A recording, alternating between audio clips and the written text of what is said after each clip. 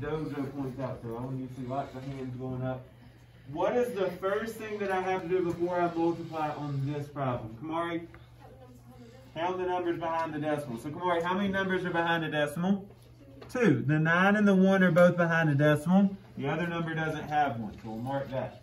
So now we can multiply. So Caleb, 4 times 1 is 4. 4 times 9, 36. So 6 and carry a 3. And then Caleb, 4 times 8.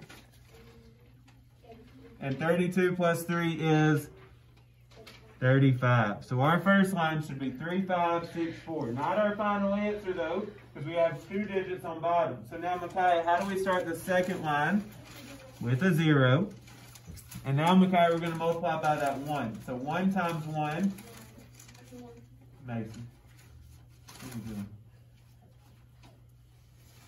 Halfway through a problem doing our pencil hadn't moved. I want you to have to sit out again tomorrow. I mean today, like we did yesterday. All right, let's start again. So, Kyle, 1 times 1, 1 times 9, and 1 times 8 is 8. Okay, so now we've got our 2 lines, so we can add these together. So when we add them up, Demetrius, 4 plus 0, 4, 6 plus 1, 7, 5 plus 9, 14, 14, so 4 and carry a 1, and then 8 plus 3, 11, plus 1 more is 12. But we're not finished because there's a decimal in the problem, which means there should be a decimal in the answer. Where, Emma, does that decimal point go? Between the 4 and the 7. Just like we had 2 numbers behind the decimal in the problem, we've got 2 numbers behind the decimal in the answer. Very good. Go ahead and I want you to set up the question for number 2 so that we can divide that out.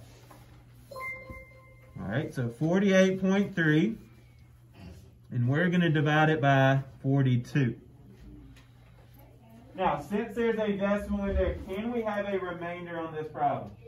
No, if there's a decimal, that means there's no remainder. If I still need to divide, what can I add to the back of that number? Police? A 0. So we're going to keep that in mind. We might have to use that trick on this one. Okay? So Isabella, how many times could 42 go into 4? 0. It's too big. So then Isabella, how many times could 42 go into 48? Only once, because anything bigger is going to be way over 48. So we're going to say 42, and we subtract, we get 6, and then we can bring down the 3. All right, so now we need to think, Amari, how many times could 42 go into 63? Only once again, because times 2 is going to be close to about 80, so we can only use 1. So when we subtract, we get 1 and 2. So here's like what Khalees was saying. We can't have a remainder on this one, so she said we could add a 0 so that we can keep dividing. Now, here's where we've got to turn our brain on. We got to think, well, what times 42 might get us close to 210? So let's think for a second. Mason, 42 is really close to being what? 40. 40. And Mason, what times 40 would be about 210? 5. Because 40 times 5 would be 200. So let's try 42 times 5. So 5 times 2 is 10. 5 times 4 is 20, plus 1 is 21, which is exactly what we were looking for, 210. So when we subtract, we get 0, so we're done dividing, but there's still one last thing we need to do, Clazel, which would be to... Now, where are we going to put that decimal? Between the 1 and the 1. It goes straight up, and it goes between the 1 and the 1. So our final answer should be 1 and 1500. Very good. I'm going to give you just a moment, and I want you to figure out what we're going to do on number 3. Are we going to add, subtract, multiply, or divide? Read it carefully.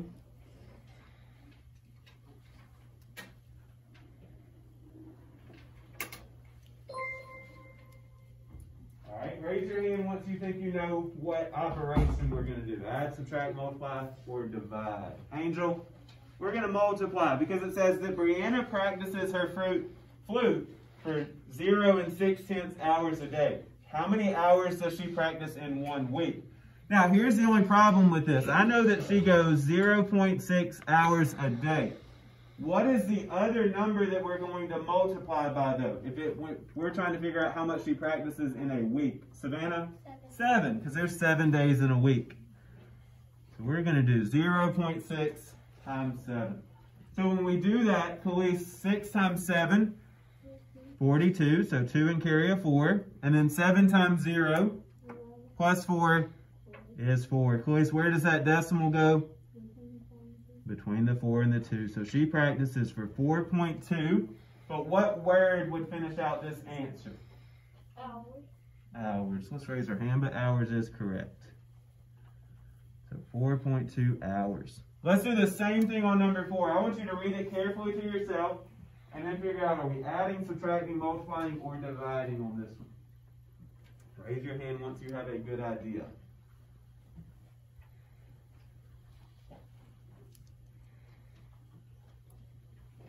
All right, so Patrick, what's it going to ask us to do here? Subtract. All right, what gave it away that it was a subtraction problem? How much more? How much more? Very good. I want you to underline that in that question. How much more is a giveaway that you're going to be subtracting. So it says a watermelon weighs 8.9 pounds. A cantaloupe weighs 4.2 pounds. How much more does the watermelon weigh? So we're going to take 8.9, and then we're going to subtract out the cantaloupe to figure out how much more. So Patrick, 9 minus 2? 7. 8 minus 4? 4. 4. The decimal comes straight down, so 4.7. Now, someone raise your hand and tell me what word would finish out this answer here. Jada? Pounds, because we're measuring in pounds.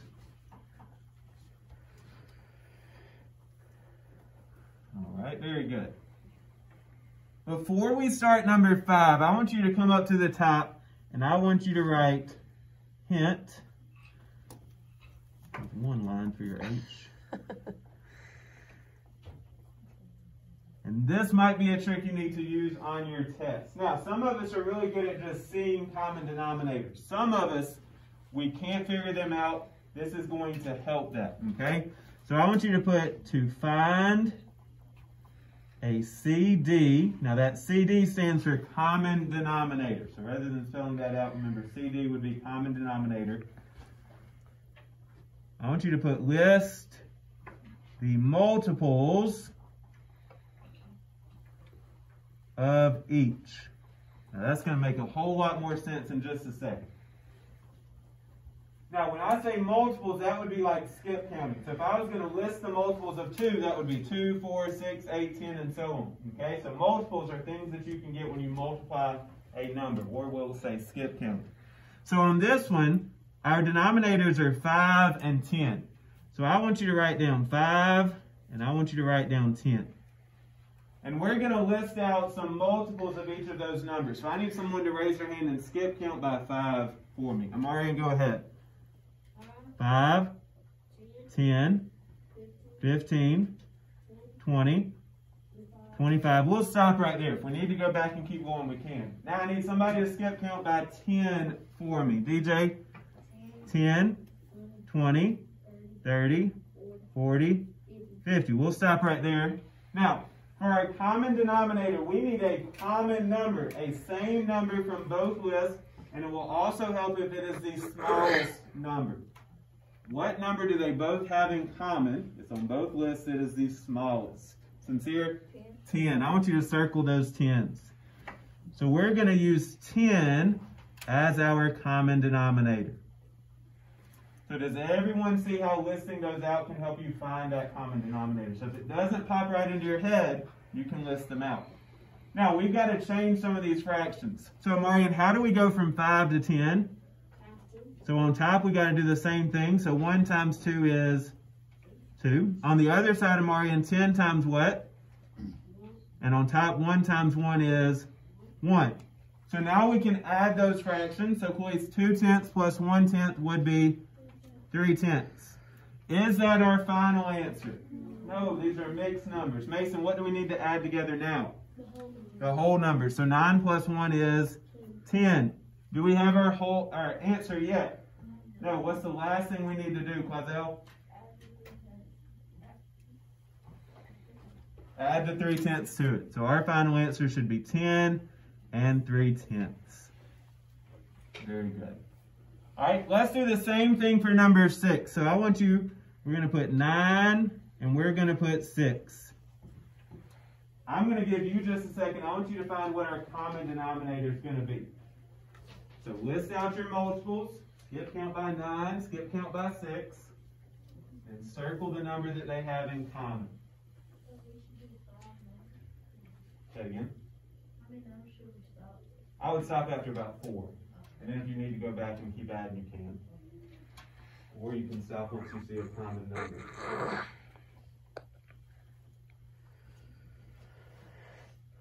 Skip counting. Find your common denominator. Alright, so let's see. Kamari, skip count by 9 for me.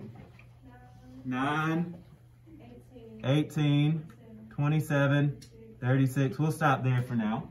Alright, skip count by 6 for me. Demetrius? 6, 12. I'm going to stop at 18 because I noticed this said 18 and this has 18 in it. So, once you find something that's the same, we can stop. So 18 is going to be our common denominator. And then I want you to finish it out from here. Now, both of those denominators change, which means the top numbers should have to change. So use multiplication to figure out how the fractions change. So what times 9 got you 18? What times 6 got you 18? And do the same thing on top.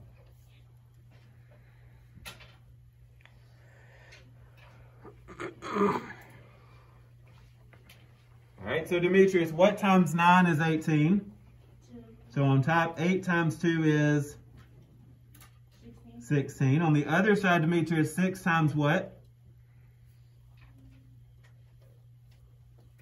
3. 6 times 3 is 18. So on top, Demetrius, 5 times 3 is 15. So now, Demetrius, 16 18ths minus 15 18ths would be 1/18. Okay, now that's not our final answer though. What is our final answer once we do the whole numbers and put them all together? Christian? 4 and 1/8. 4 and 1/18. Very good.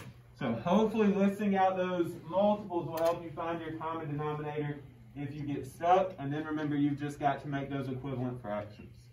All right, let's go to number 7. Now, on number 7, could I say 100 divided by 20 plus 5? No, because that's in parentheses. That plus, what word am I going to have to use for that? Amarian? Sum. Okay? So let's write this one down as the sum of 20 and 5.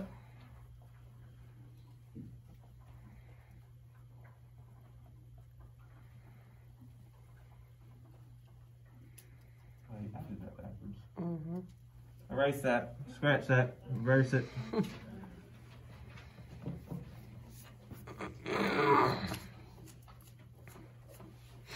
How are we going to start this equation? I should have asked the smart people in the room. You guys. John Mark? 100 divided by. There we go. Let's start with that. So 100 divided by. All right, so John Mark's got us started. Who can finish it out for us? Nathan?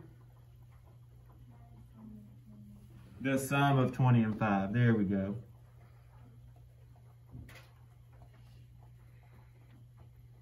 I want you to try to figure out the second one then. Look back at yesterday's notes. Figure out what word goes to that division sign. I'll give you a hint. It's not 16 times 20 divided by 4. That division sign's in parentheses. Remember, you can use the numbers instead of spelling them out, but everything else should be words.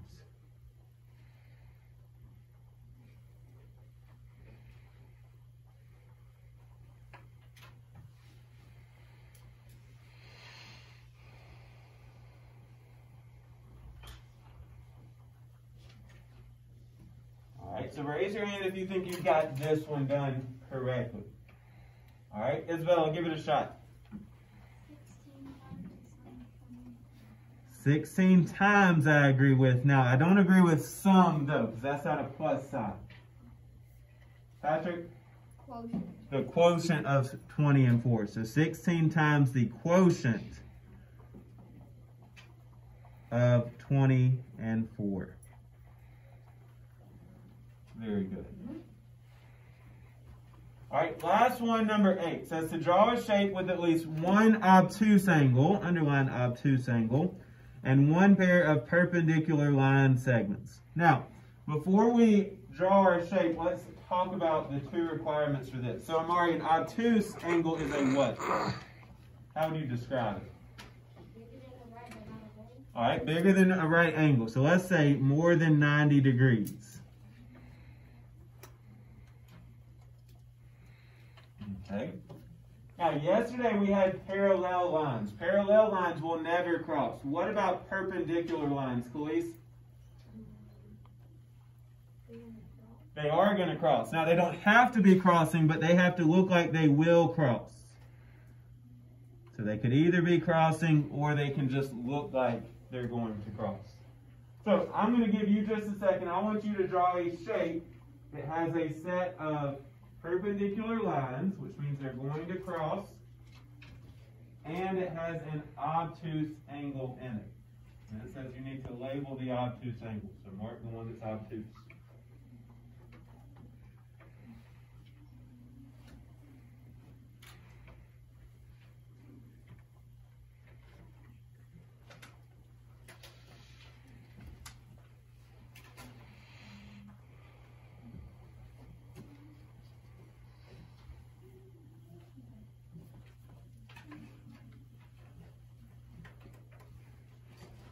Your shape can have as many sides as you want it to have. It doesn't have to be just a 4-sided shape. You can make it look all kinds of crazy. This has to meet those 2 requirements.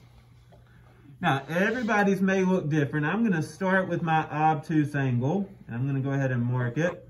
So there's my obtuse angle. Okay. Now, that doesn't fit everything, though, because 1, it's not a shape, it's not closed, and 2, it doesn't, well, I guess it does have the perpendicular lines. So I'm going to close this up. And I'm going to kind of make it look like that, okay? So mine has an obtuse angle, and then I'm going to mark this line, and this line would be my perpendicular lines. They would cross at some point, okay? Does yours have to look just like that? No, a lot of you have much better looking shapes than I do, but it does have to have the obtuse angle and lines that will cross, okay? What I want you to do, put that page into your binder,